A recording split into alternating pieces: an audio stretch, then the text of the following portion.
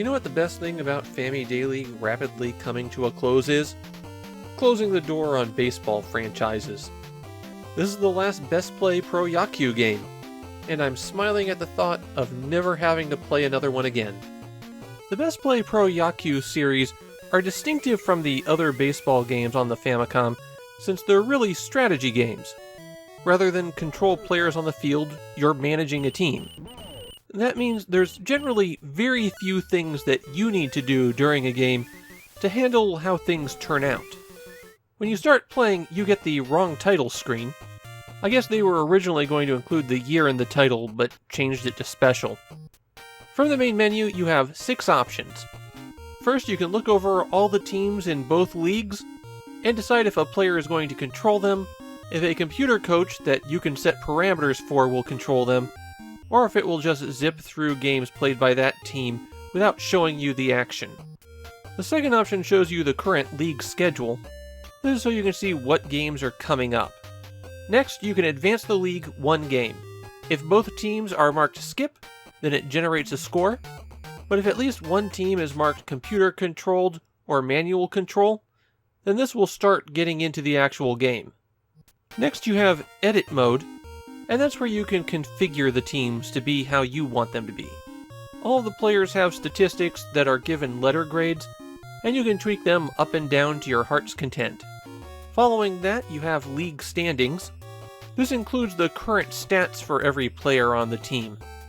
Finally, you can have an exhibition match between any 2 teams that you like, though if you want to control one, you need to set that up in advance. When you get on the field, assuming you're coaching a team, then most of what you do is watch. But there are a few commands that you can apply. By holding down a direction on the D-pad and then pressing B, you'll signal to players on the field that you want them to do something. If your team is currently batting, then you might order a sacrificial bunt, or have them steal bases. On the other hand, if your team is pitching, you can order them to intentionally walk the batter, or tell the pitcher to go all out, which will run down their stamina faster. Hitting A calls a timeout, and you don't have to remember every command because the first option in this menu tells you what the B commands are. Then you can substitute players, including your pitcher. And if you're defending, you can move the fielders in and out. Seasons are 130 games long, and Best Play Pro Yakyuu Special saves after every match.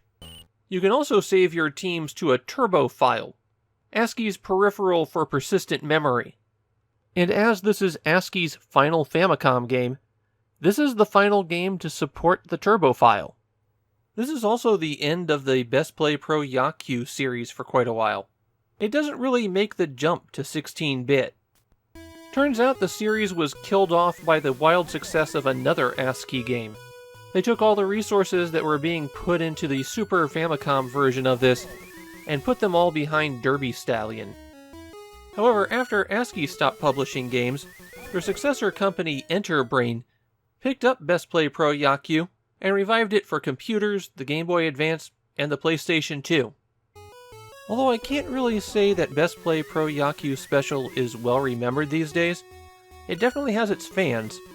I found a few people who are setting up the 2023 Baseball League in this game by editing the teams, and then playing out the whole season that way. Obviously, I'm not a fan of Best Play Pro Yakyuu Special, but I will say that this is the best one of the series. They've improved the interface a bit, it's easier to manage the editing. Yeah, I don't see anybody wanting to go back to this one 30 years on, but I think it was pretty satisfying to players in 1992. I'm just glad to have this series in my rearview mirror.